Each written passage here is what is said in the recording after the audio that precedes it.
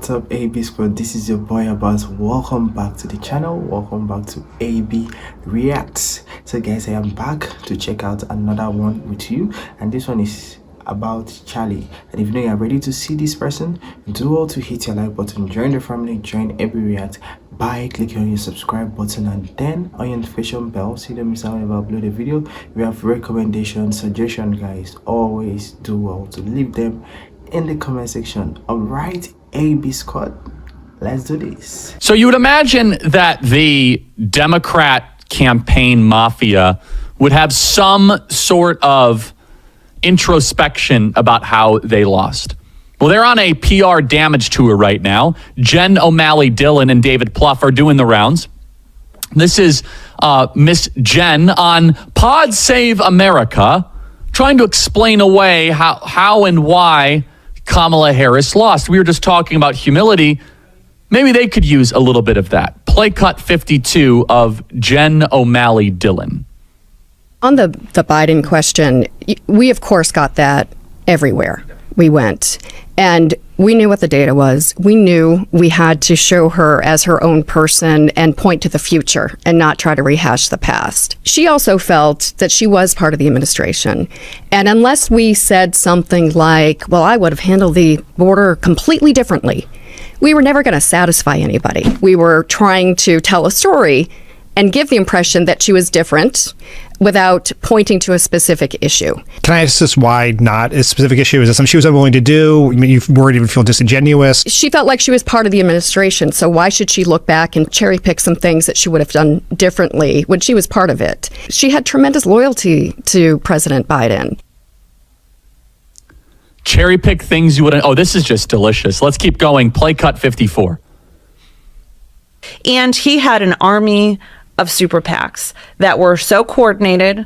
I'm sure there's some legal way they were coordinated, but like, I'm sure it was legal. Yes, right. Yeah. Or illegal. Yes. But they, from the beginning, they were, week to week, all, one super PAC would take a couple weeks and hit Pennsylvania, and then the next one would come in and do the same, and they were all coordinated. We didn't have the benefit of that. Wait, hold on. Wait, time out. What happened to all your outside money? Not only did you guys have $1.5 billion in hard money, what happened to the multiple $1 billion outside? And shame on you, Jen O'Malley Dillon, even suggesting we do something illegal. What exactly illegal would we have been doing?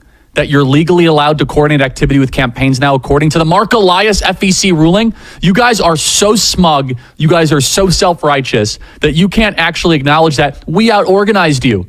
You were leaking to the press, oh, Turning Point doesn't know what they're doing. No, we chased more ballots than you. We registered more voters than you. Can I play that again? I'm sorry, that's as good as it gets. I got to play that again just for my own personal delight. She's saying, oh, wow, next thing you know, one super PAC comes into Pennsylvania, one comes into North Carolina. Yeah, that's right. We came in and we out-organized you. The ragtag rebels of Turning Point that were made fun of and smeared and slandered by everyone in the media. We went up against all the outside groups on the left. Where did all those outside groups go exactly? All these national action networks and BLM and local community groups and the C3s and the C4s and the super PACs.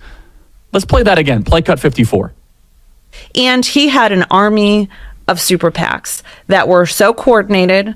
I'm sure there's some legal way they were coordinated, but like, I'm sure it was legal. Yes, right. Yeah. Or illegal. Yes. But they, from the beginning, they were, week to week, all, one super PAC would take a couple weeks and hit Pennsylvania, and then the next one would come in and do the same, and they were all coordinated. We didn't have the benefit of that.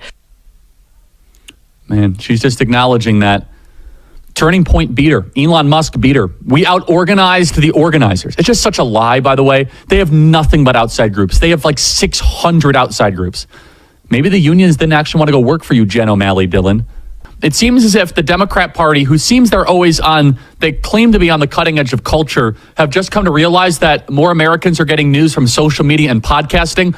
I mean, it's hard for me to believe they were this naive, but walk me through how they got to a place where they have lost such significant ground in digital content creation and podcasting.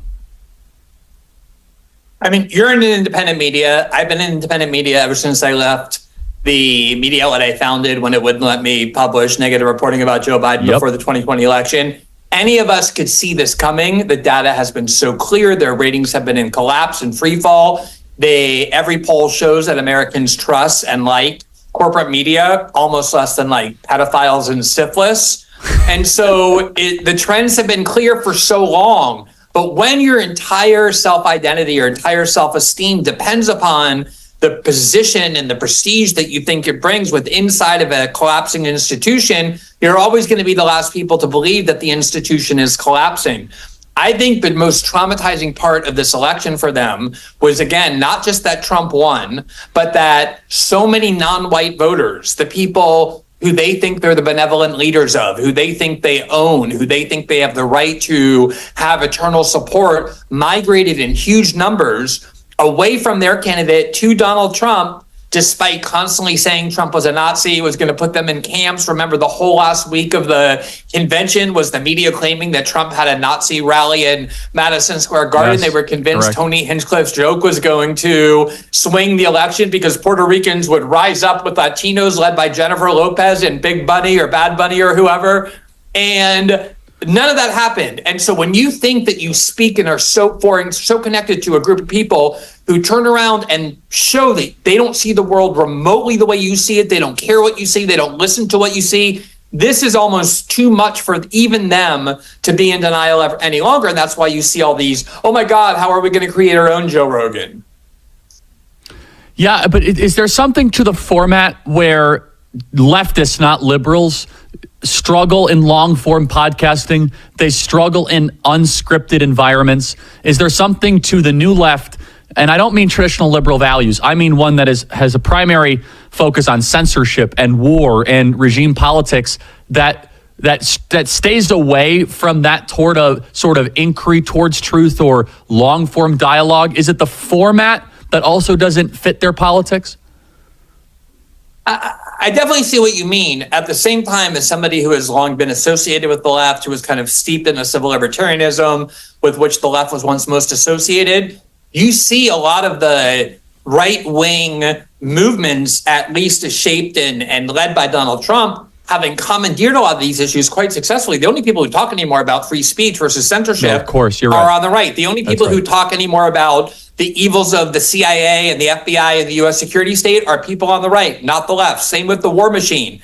I don't think it's so much the topics. I think it's the fact that there's so much forced orthodoxy within liberal left discourse that people just can't speak freely. They're constantly afraid of their own shadows. You saw that with Kamala Harris. You see that with left-wing media in general.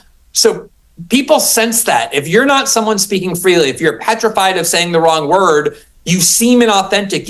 And it's not a faction that anyone wants to be a part of that's so repressed and petrified. And Trump came along and, blew through every single taboo and limit without the slightest concern, the slightest apology. And that opened up so much space on the right. And I think that's what made it so much more powerful, so much more able to connect with the ordinary people that the left had a claim on for so long.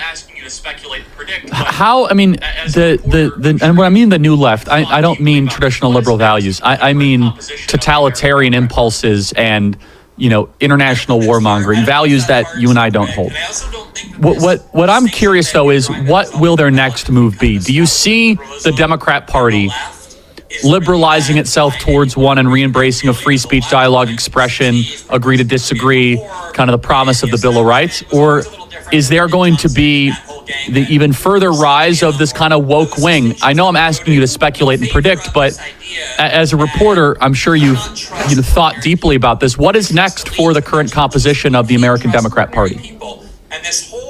I don't think that's hard. I don't think it's that hard to predict. And I also don't think that this distinction that you're drawing that has always been valid between kind of establishment liberalism and the left is really that wide anymore, or even that real. The left of the 1960s protesting against the Vietnam War and the establishment was always a little different than Lyndon Johnson and that whole gang that pursued the Vietnam War. Those distinctions have eroded in favor of this idea that you cannot trust ordinary people. You can trust elites with expertise, but you can't trust ordinary people. And this whole industry that was concocted out of nowhere, creating a fake credential of people being disinformation agents, that was all reaction first of all, to the UK of this crushing defeat and then being at such a loss in the wilderness to figure out how to get back, they're going to resort to increasingly authoritarian tactics that they already believe in and just kind of double and triple down on them, not just as American liberals, but with the Western left that very much believes in this also. Yeah, and that's an important distinction. Thank you so much, guys. That was another interesting one from Charlie. So even though you're so excited and then, guys, you enjoyed that video, do also smash your like button. Always join the family. Always join AB React by clicking on your subscribe button and then on your notification bell so you don't miss out whenever I upload a video. If you have recommendations, suggestions, guys, always do go to leave right there in the comment section. All right, AB's going. I can't wait to have you back, guys, back on my channel. Until then, stay blessed, stay positive, and don't go away. Don't touch that dial, guys. Bye.